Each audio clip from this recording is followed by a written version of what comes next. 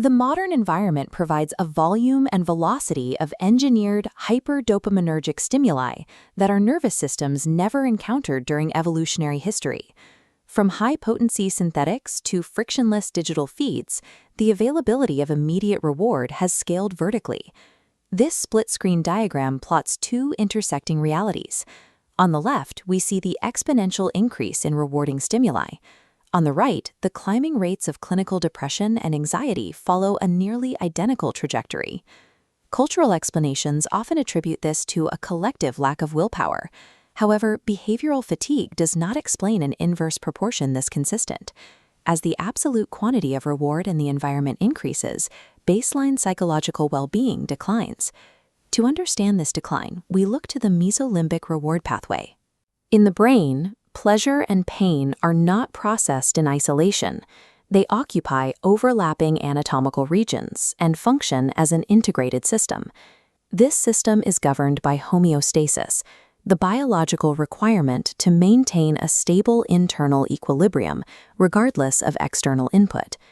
Modeling Dr. Anna Lembke's application of opponent process theory shows how the brain mathematically translates an overabundance of pleasure into clinical suffering.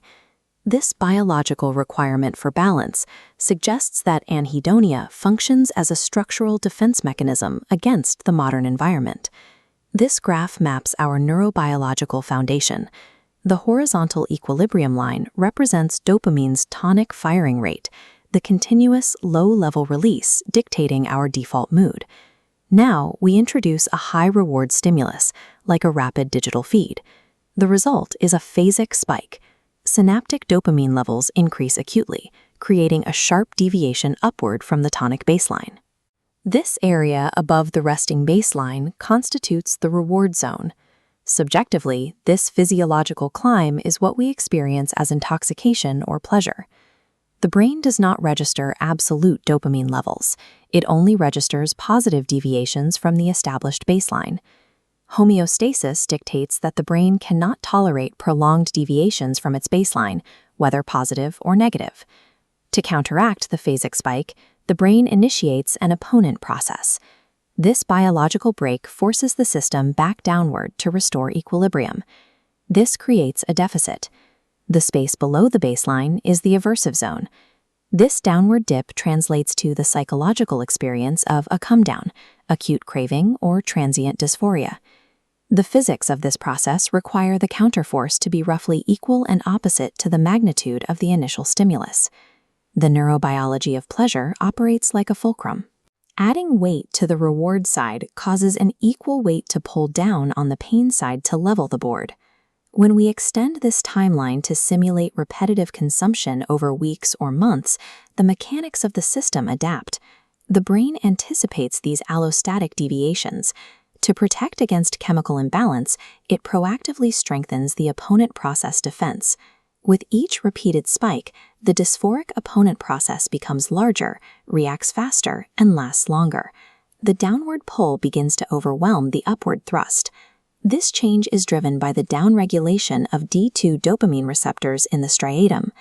Downregulation physically removes these receptors from the synapse, diminishing the brain's dopamine binding efficiency to deafen the signal.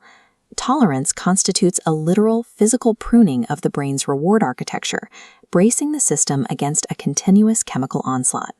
What happens when continuous receptor downregulation forces this opponent process to remain permanently engaged? The tonic baseline physically drops, establishing a new resting position deep in the aversive zone. This depressed equilibrium is defined as the dopamine deficit state. This state presents clinically as pervasive anhedonia, lethargy, and an inability to find pleasure in low dopamine activities. This establishes the behavioral paradox of addiction. An individual compulsively consumes the stimulus despite experiencing no actual pleasure from it. A maximum potency stimulus now only provides enough of a phasic spike to temporarily lift the user out of the deficit state, barely reaching the original healthy baseline. Addiction redefines motivation. It ceases to be a pursuit of a high and becomes a biochemical attempt to escape a neurologically enforced state of suffering. How is a structurally embedded deficit state reversed? Dr. Lemke's protocol requires a period of absolute abstinence from the offending stimulus. There is no shortcut around waiting out the allostatic delay. The brain is starved of hyperdopaminergic pressure, but the massive opponent process remains engaged, resulting in the distress of acute withdrawal. In the prolonged absence of the stimulus, the brain initiates upregulation, regrowing D2 receptors to increase binding efficiency. As receptors return, the tonic firing rate recovers, restoring the system's natural neurobiological equilibrium. This biological reality contradicts the modern cultural mandate that more reward is always better. Honoring the physiological limits of the pleasure-pain balance remains a biological mandate, separate from any philosophical choice. True psychological equilibrium in a high dopamine world requires intentional deprivation. To afford the brain the space it needs to restore its capacity for joy, one must first willingly endure the pain of abstinence.